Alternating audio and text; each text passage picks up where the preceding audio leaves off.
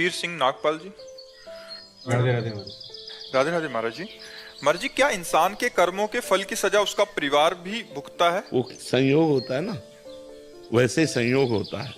अब जैसे आपने एक अच्छा कर्म किया तो आपके माता पिता को धन्यवाद दिया जाएगा, आपका पूरा परिवार सुखी होगा, आपका पड़ोस सुखी होगा, आपका गांव सुखी होगा कि हमारे गांव में वो हैं।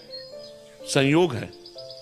आपने गलत काम किया, किस गांव का है, उस गांव की बदनामी, उस मोहल्ले के, उस परिवार के लोग सब दुखी हो जाएंगे। तो कर्म का ऐसा जाल है कि वो जहां तक हमारा संबंध होता है वहां तक प्रभाव डालता है।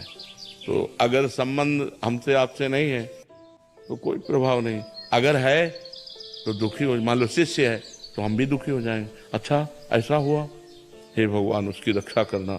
संबंध का प्रभाव दुख सुख का अनुभव कराता है।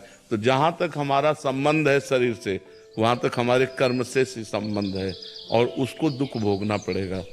बहुत दूर का रिश्ता है पर संबंध है, कोई घटना अच्छा ऐसा हुआ तो हमको जितना संबंध है उतना दुख होगा।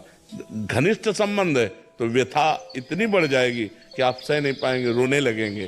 तो ये संबंध का है। कर्म का अच्छे और बुरे कर्म का भोग संबंधियों को भोगना पड़ता है, उनको भी उतना जितना संबंध है उतना भोगना पड़ेगा।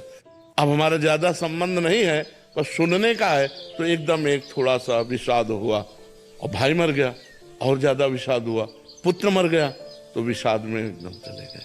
तो संबंध का हमारे कर्मों से भी संबंध है।